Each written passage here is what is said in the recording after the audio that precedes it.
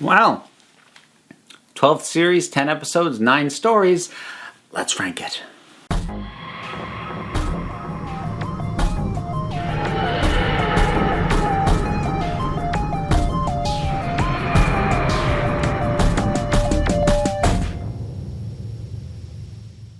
Alright folks, it is that time. Series 12 ended and I need to rank these. Now, even though there were 10 episodes, I am in fact going to be ranking them as 9 stories.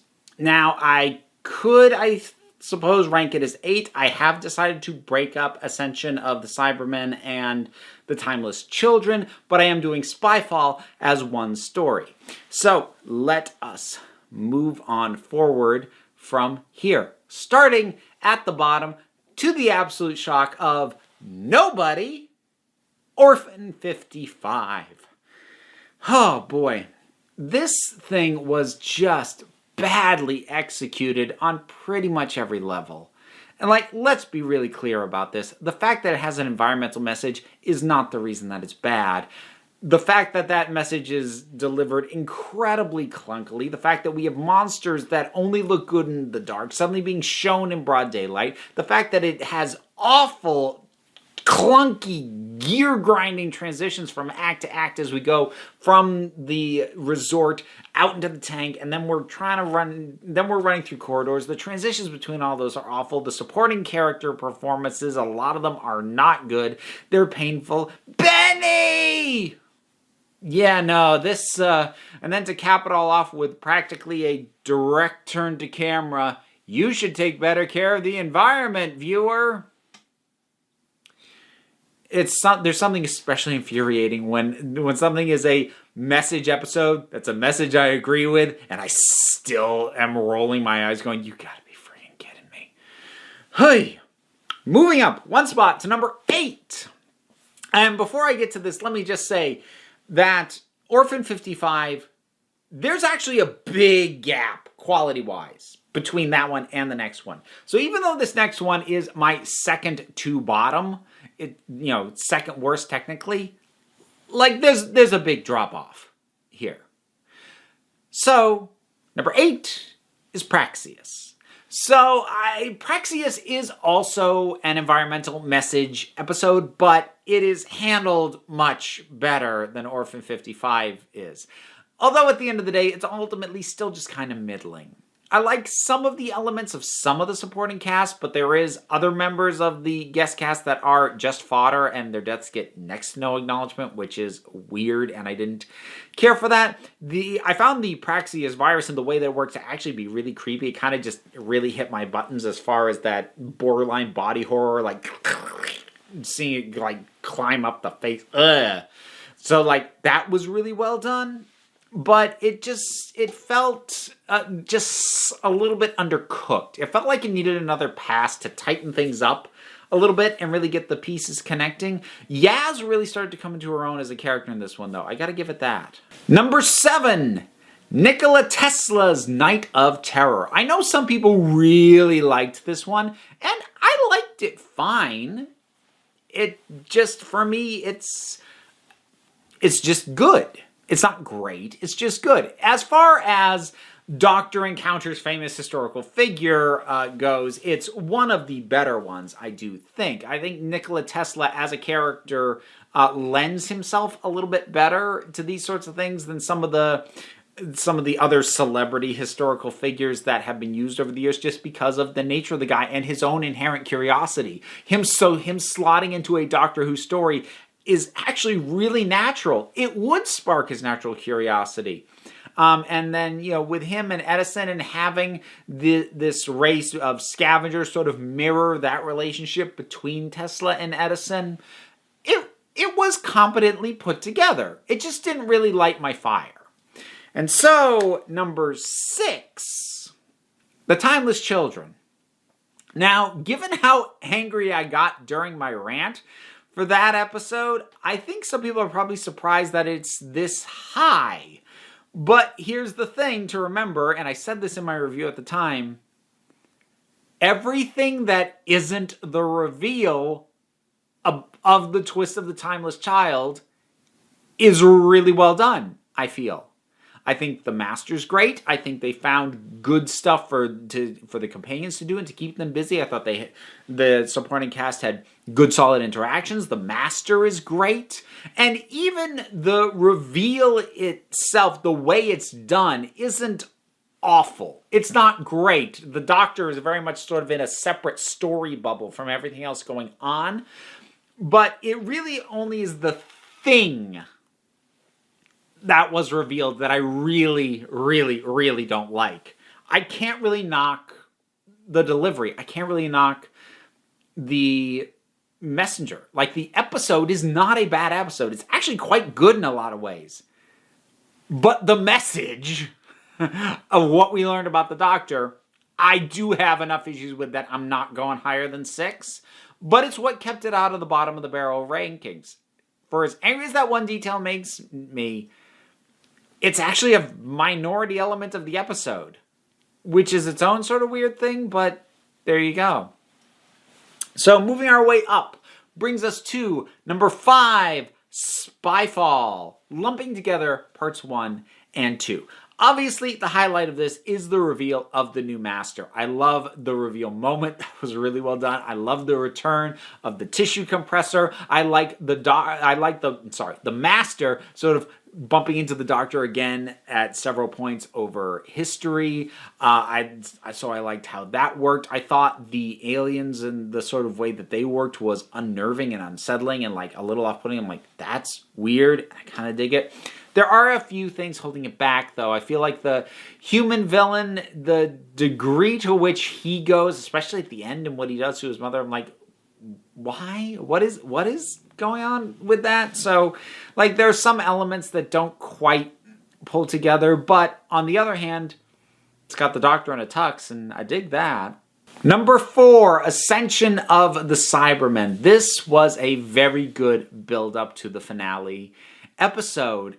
I mean, a big part of this is I think Ashad is a really good villain. I thought he was a really neat concept for the Cybermen overall, and I thought the execution of that concept was really, really good and really neat. I dug the hell out of him. So sort of watching him just come through and just completely upend the situation that's going on, and the Doctor watching him be, and you're getting the sense from basically everybody like, yeah, that's a Cyberman, but something's off and something's weird, and we don't know if we can figure out how to deal with this, but we're gonna try. It had a great sense of tension, and it felt dangerous. The Cybermen have not felt this dangerous in a long time. Because, like, even World Enough in Time, which I love, the Cybermen didn't feel dangerous. They felt creepy. They felt unsettling, which was incredibly effective for that episode. But they didn't feel dangerous. They feel like a threat in this one. And I have got to give serious props for that. So, moving our way up to number 3, The Haunting of Villa Diodati. See, I can say it. I still probably said it wrong. Whatever. This one has a really nice vibe. I love the haunted house vibe on this. I really dig the heck out of it. And it's very well executed. I love the illogical architecture. You know, they go through a door and come back into the exact same room they left. Love that. The lighting, the mood, the introduction of the lone Cybermen, and just how unsettling he is and how he fits into that. The performances from the supporting cast, also very good. The valet, he was terrific.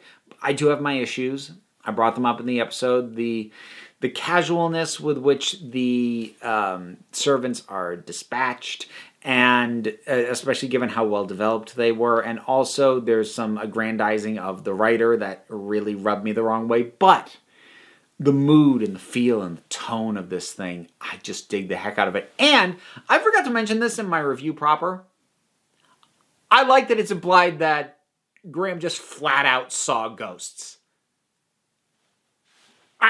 It bothers some people. I love that. Because there should be some stuff in the universe that the Doctor can't explain. It's why we should never get a definitive answer as to whether or not the thing on the impossible planet in the Satan pit was or wasn't the devil. Some things even the Doctor shouldn't have the answers to.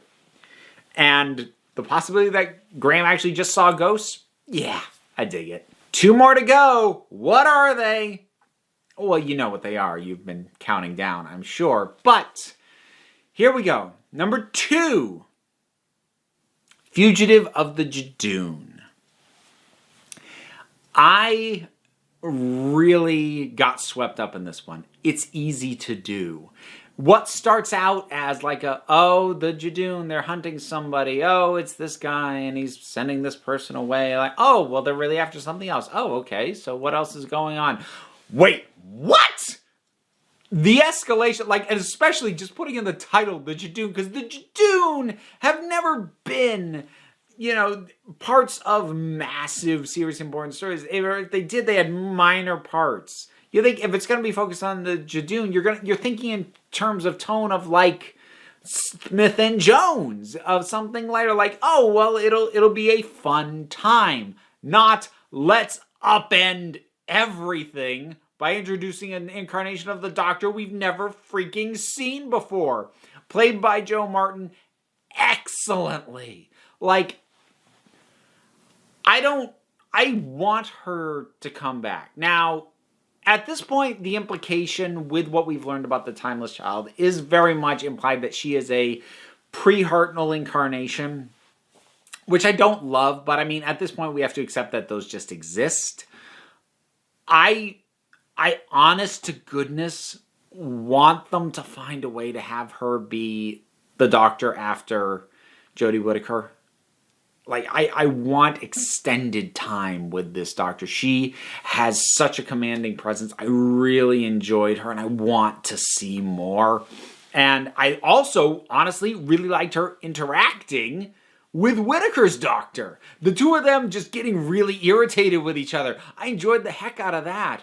The whole thing just has a great rip-roaring, it's just moving and it's blowing your mind at the same time as telling a rollicking adventure. This was a good piece of work. But that does mean my number 1, probably not most people's number 1, and this happened to be last year, because last year, my Series 11 number 1 was It Takes You Away, and this year it is Can You Hear Me? I can't go into all the reasons that I love this over the course of this video. I've obviously got reviews up for all these episodes, so you can check that review out if you need to. But the depth and the integration of the thematic elements of depression and anxiety and how they are embodied by these malicious gods and how that manifests in the story and how it centers around Yaz and how it centers around this friend of Ryan's and how all of this plays out, the way that these things put, they put 2 planets at war with each other, like depression and anxiety will put parts of your own brain at war with itself.